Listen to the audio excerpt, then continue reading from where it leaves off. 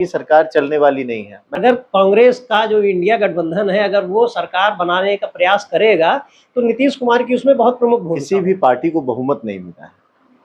आज एनडीए में नीतीश जी को और टीडीपी को बीजेपी लगातार कन्विंस करने की कोशिश कर रही है कि कैसे वो साथ आ जाएं, और वो साथ मतलब उनके साथ होने के बाद भी उनको प्री पोल अलायंस था और चुनाव लड़े साथ में, लेकिन उसके बाद भी उनको विश्वास नहीं है कि साथ में रहेंगे।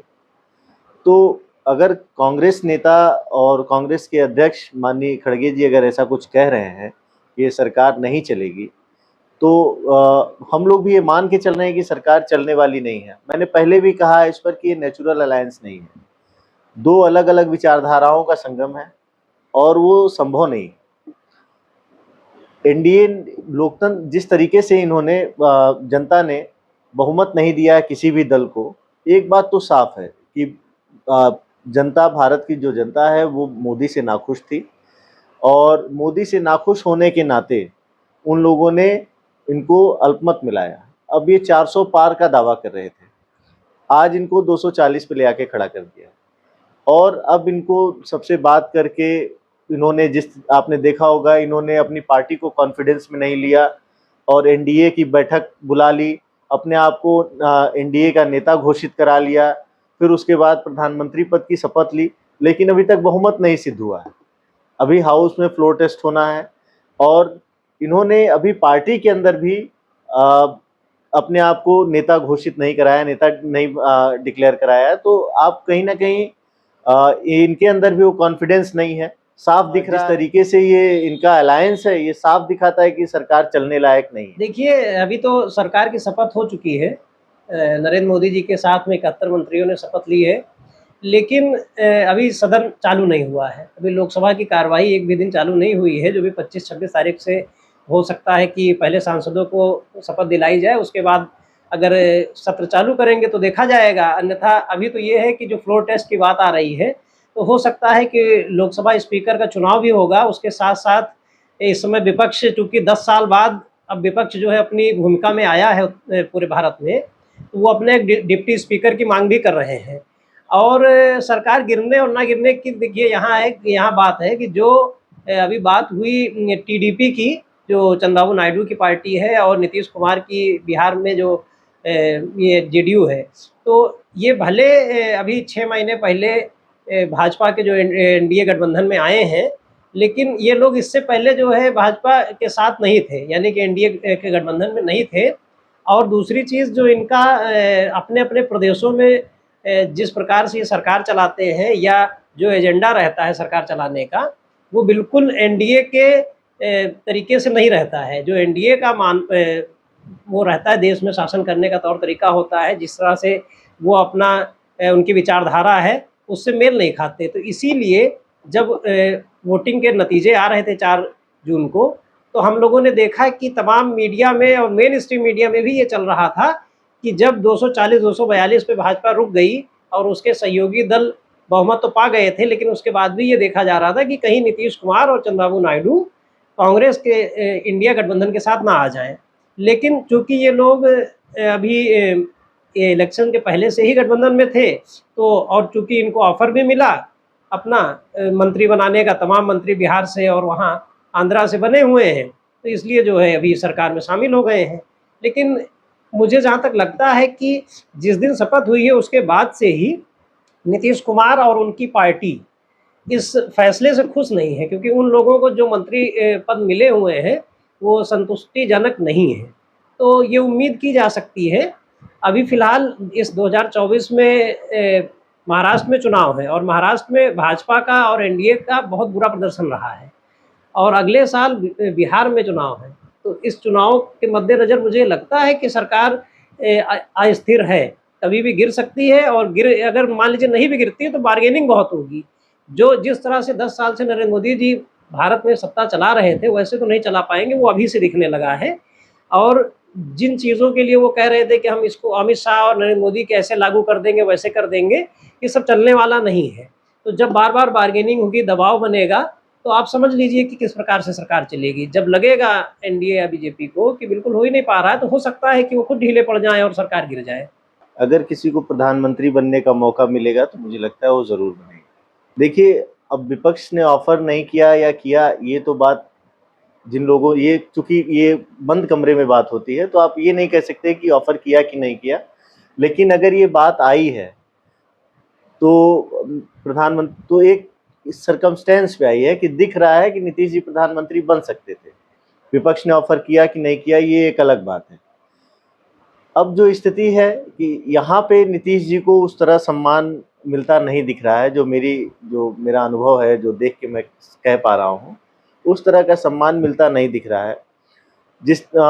और इनकी जो मांग थी कि हमें जो है मेजर मंत्रालय की बात थी और स्पीकर की बात थी। तो स्पीकर जो है उसका भी परीक्षण हो जाएगा कुछ दिन में, आपके सामने आ जाएगा, वहीं से पता चल जाएगा कि ये सरकार चलनी है कि नहीं चलनी है। अगर स्पीकर मिलता है एनडीए के एलाइज को तो ठीक है, क्योंकि भाजपा का जो बैक रिकॉर्ड रहा है अपने एलाइज को लेकर के, वो जिनके साथ रहे हैं उनको उन्होंने तोड़ दिया है, उनकी पार्टी खत्म कर दी है। और जिन जिन जगहों पे आप देखिए, उसमें कोई कहना नहीं है, लेकिन उन्होंने अपनी पार्टियां तोड़ दी हैं। तो ऐसी स्थिति में नीतीश जी स्पीकर तो चाहेंगे ही, टीडीपी को मिल जाए, नीतीश जी को मिल जाए, स्पीकर तो ये लोग चाहेंगे, क्योंकि उनको पता है कि स्पीकर ही एक ऐसा की पर्सन है या पोजीशन है जो ऐसी सूरत में हमें बचा सकता है। अगर मान लीजिए इतना डर है कि ये पार्टी हमारी पार्टी को तोड़ लेगी, सरकार बन जाएगी तो हमें तहस-नहस कर देगी, तो क्यों ऐसी पार्टी से रहना है? ऐसी क्या मजबूरी है? ये मजबूरी तो अब नीतीश जी बता पाएंगे कि ऐसी क्या मोहब्बत है या क्या मजबूरी है कि वो रहा भी ना जाए, सहा भी ना जाए। जहाँ तक प्रशांत किशोर की बात है, तो प्रशांत किशोर मुझे लगता है कि कोई नेता नहीं है, राजनीतिक व्यक्ति नहीं है।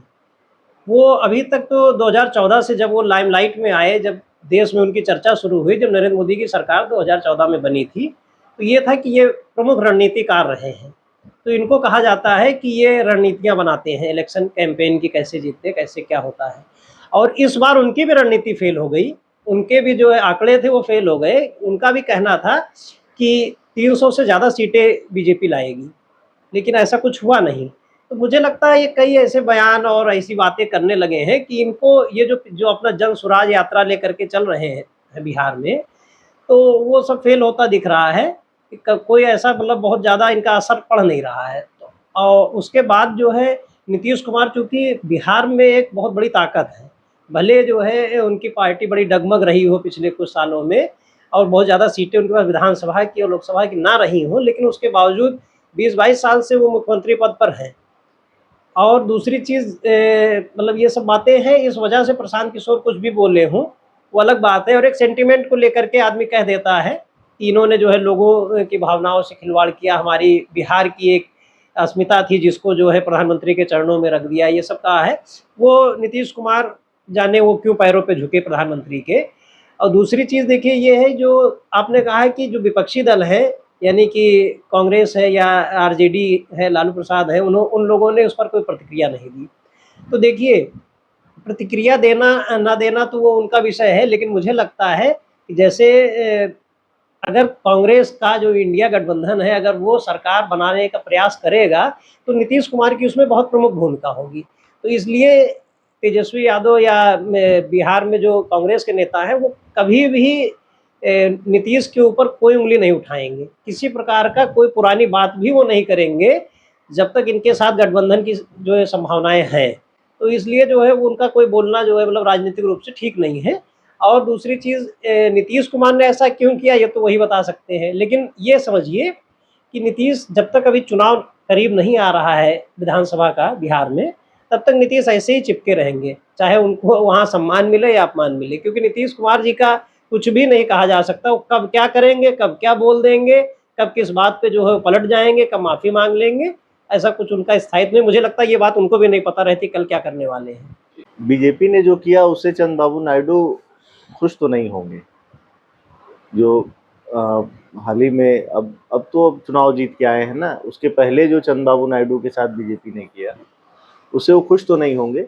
लेकिन उनकी अपनी कुछ दिक्कतें हैं, जैसे अभी नया स्टेट है और इकोनॉमिक पोजीशन बहुत वीक है, बहुत सारी चीज़ें हैं, उनको उसको डील करना है। तो इस वजह से वो सरकार में मतलब बने हुए हैं। वो ये वेट ज़रूर कर रहे होंगे कि जब तक ये श्योर ना हो जाए कि जो जो मैजिकल आंकड़ा है उसको वो टूटता हुआ ना दिखे, मतलब सरकार पूरी तरह कंफर्म हो कि गिर जाएगी, तब तक चंद्रबाबू नहीं जाएंगे। लेकिन अगर उनको ये आश्वासन मिल जाएगा कि ये दिखने लगेगा कि सरकार गिर रही है, तो उनको इंडिया में आने में कोई दिक्कत नहीं है, जहाँ तक मैं समझता हूँ। चंद्रबाबू नायडू जो है तमाम पुराने समाजवादी नेताओं के साथ ही रहे हैं और मुझे लगता है कि भाजपा से उनकी विचारधारा बिल्कुल मेल नहीं खाती है। और अब कुछ पुराने उत्तर भारत के लीडर नहीं रह गए हैं, अन्यथा वो इस समय भी नहीं जाते। और अभी जैसे ज्योति भाई ने कहा कि नया स्टेट है उनका, तो आन तो पुराना है लेकिन स्टेट के 2 टुकड़े हुए हैं और राजधानी भी उन्हें नहीं मिली है। वो नई राजधानी एस्टेब्लिश कर रहे हैं।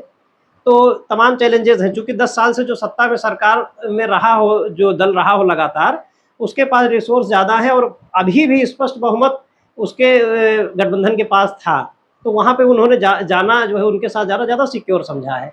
इसलिए अभी हैं और जब ये लगेगा कि कुछ मामला बन रहा है इधर तो वो आ जाएँगे, चूँकि ये नेचुरली जो है उनके साथ नहीं रह सकते हैं एनडीए गठबंधन में।